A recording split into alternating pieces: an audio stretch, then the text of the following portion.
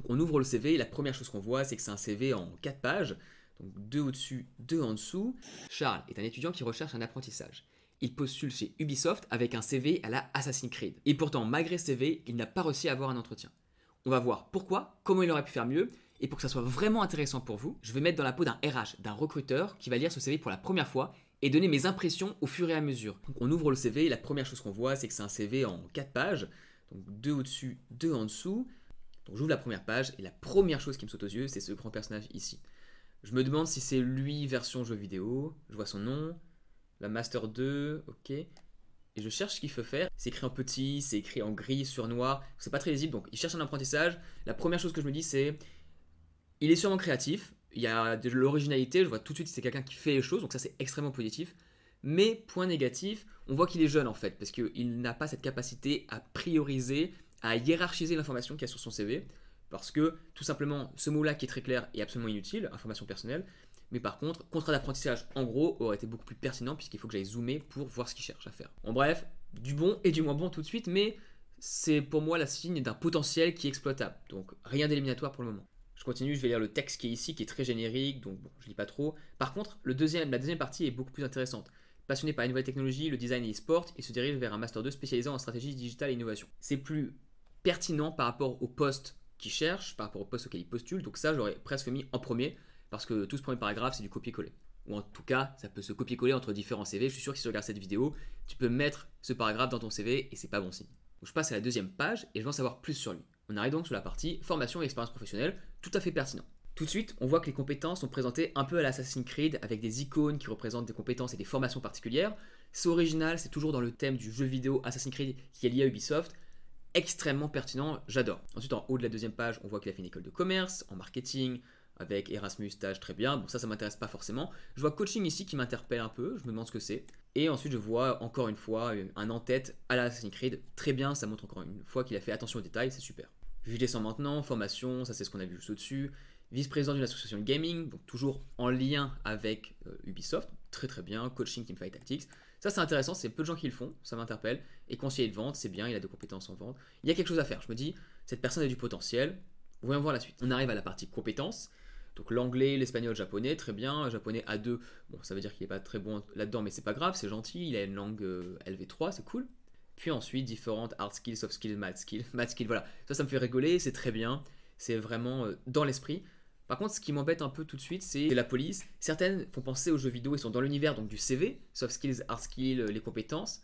Mais d'autres, comme celles utilisées pour art plastique, capitaine d'équipe ou rigoureux et organisé, sont tout à fait génériques. Et ensuite, je passe rapidement parce qu'on est quand même dans la dernière page. J'arrive au centre d'intérêt, très bien, je vois qu'il fait du montage, c'est gentil, c'est la même présentation. J'aime beaucoup cette carte, on voit qu'à gauche, ça reprend exactement la typographie des quêtes dans les jeux vidéo, c'est super.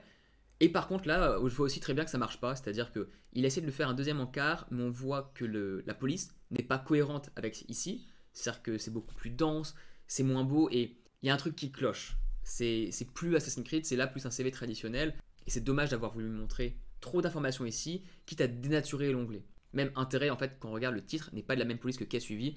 Et ça, c'est l'attention aux détails, le fait d'aller jusqu'au bout qui manque, et c'est dommage. Mais je me dis, en regardant ce CV de manière générale, ok, cette personne a un énorme potentiel, elle est créative, elle fait des choses uniques, originales, et donc on a un problème. Ce CV, quand je le lis, en tant que recruteur, je me dis, oui, je veux appeler Charles. Donc pourquoi est-ce qu'il n'a pas été rappelé par Ubisoft? Qu'est-ce qui a fait que ce CV-là n'est pas passé? Magie du montage, on est le soir maintenant et on continue la vidéo. On va avoir 3 raisons, 3 pistes potentielles pour lesquelles l'entretien n'a pas réussi à faire son job et à faire décrocher à Charles un entretien. Et ensuite, je vous donnerai 3 conseils pour vous y arriver si aussi vous avez un CV original et vous voulez vraiment réussir à avoir cet entretien au job qui vous tient autant à cœur. Première des 3 raisons, le CV n'a pas été retenu à cause du scan automatique. Qu'est-ce que c'est? C'est qu'on a un processus de recrutement dans une grande boîte notamment, on a 200, 300, 400, 800 CV qui arrivent et donc on va faire passer tout ça à travers un algorithme pour en avoir que 100, 50 ou même 20 à trier pour le RH. Il veut simplifier la vie quoi. Et ces algorithmes vont aller dans le CV pour trouver les mots-clés qui correspondent. Est-ce qu'il a la bonne éducation? Est-ce qu'il a les bons skills? Est-ce qu'il a les bonnes expériences?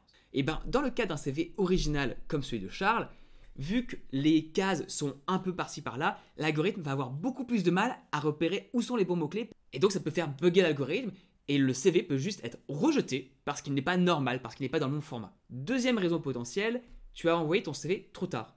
Imaginons que tu as envoyé ton CV après 2 ou 3 semaines. Le problème, c'est que tu as déjà plein de candidats qui ont déjà envoyé leur CV. Et la RH, si elle est un peu pressée, après la première semaine ou même après la première journée, elle va aller voir dans les CV quels sont les profils les plus intéressants pour les amener ensuite au processus de recrutement avec le premier entretien, etc. Donc si tu arrives alors qu'il y a déjà des gens dans ce pipeline, dans cet entonnoir de recrutement, tu as des chances que ton CV ne soit même pas ouvert, même si l'algorithme de scan là, le laisse passer à la RH. Et c'est bien dommage, parce que ton CV aurait pu faire la différence si tu arrives à l'avoir ouvert par quelqu'un. Donc ça, c'était la deuxième raison. Tu as postulé trop tard. La solution évidente à ce problème, c'est de postuler plus tôt. Mais imaginons que tu ne puisses pas le faire, reste avec moi juste après. Je te donne 3 conseils et ils te permettent aussi de passer outre le fait de postuler un peu trop tard. Et enfin, troisième raison qui peut expliquer pourquoi tu n'as pas décroché l'entretien, la RH n'a peut-être pas tout simplement aimé ton CV. Alors normalement, à Ubisoft quand même, j'espère que les RH aiment les jeux vidéo et comprendront les références. Donc, normalement, ça devrait quand même passer à ce niveau-là. Et de ça découle le premier des 3 conseils à absolument respecter, c'est ne t'arrête pas à la RH. Le but des RH, c'est de supprimer des gens, c'est d'enlever des personnes du processus. Qu'est-ce que je veux dire par là? Imagine que tu as 100 personnes qui postulent, le but de la RH, c'est d'arriver au manager avec les 3 meilleurs candidats, ou les 5 meilleurs candidats max. 95% de son job, c'est de dire, toi t'es éliminé, toi t'es éliminé, toi t'es éliminé, toi t'es éliminé. Donc il ne faut pas t'arrêter à elle. Tu es en face non pas d'une recruteuse, mais d'une éliminatrice, d'une élimineuse. Je ne sais plus comment on dit en français. Bref, il faut que tu ailles plus loin. Et là, tu peux me dire, mais comment je fais, Thomas? C'est là où viennent les 2 autres conseils. Deuxième conseil, il faut que tu contactes le plus de personnes chez Ubisoft pour déjà connaître l'entreprise, mais surtout leur faire savoir que tu existes et avec ce CV original, qui est une vraie proposition de valeur. Et comment tu fais pour les contacter? Tu utilises les médias sociaux. Sur LinkedIn, tu peux poster un post en taguant des personnes du Ubisoft. Bref, tu peux aller sur leurs réseaux sociaux et essayer de les contacter, de mettre en valeur ta démarche originale avec un peu de storytelling, comme l'a fait par exemple un des étudiants dont j'ai fait la revue du CV vidéo. Donc, tu as vraiment un énorme potentiel quand tu fais un CV créatif pour faire du storytelling sur LinkedIn, sur d'autres médias sociaux et d'avoir plein de visibilité. Et la visibilité, encore une fois, ça permet de passer l'étape de l'algorithme automatique, ça permet de passer l'étape de la personne qui ne lit pas ton CV parce qu'elle n'a pas ouvert. Bref, cette deuxième méthode, te faire connaître, marche, et elle marche tout autant que la troisième, qui est de contacter des managers techniques dans l'équipe à laquelle tu postules. Pourquoi? Parce que le manager, contrairement à la RH, lui, il ne va voir que 3 ou 5 personnes.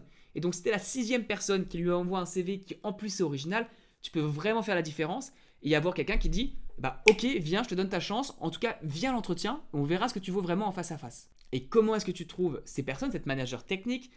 Tu vas chercher sur LinkedIn, tu vas sur la page de Ubisoft, tu vas dans les équipes qui potentiellement correspondent au nom qui a écrit dans le job description, dans la description du poste. Tu trouves les personnes un peu qui travaillent dans cette équipe, tu trouves le manager ou le directeur et tu le contactes.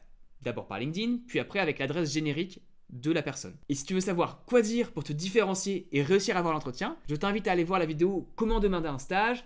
Même si tu cherches un apprentissage ou même un job, la démarche est la même. J'explique exactement qui contacter, donc dans ce cas-là, le manager, et surtout comment tu contactes les différents types de personnes, qu'est-ce que tu leur dis, comment tu fais. Bref, si tu veux un entretien, suis cette méthode-là.